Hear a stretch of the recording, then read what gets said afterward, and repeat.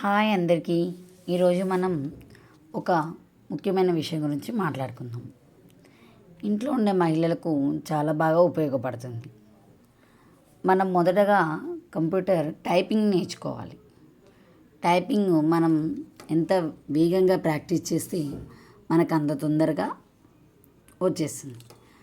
First of all మనం తప్పులు లేకుండా టైప్ చేయడం చాలా అవసరం. టైపింగ్ వస్తే మీరు కంప్యూటర్ మీద ఎటువంటి పనైనా త్వరగా చేయగలుగుతారు.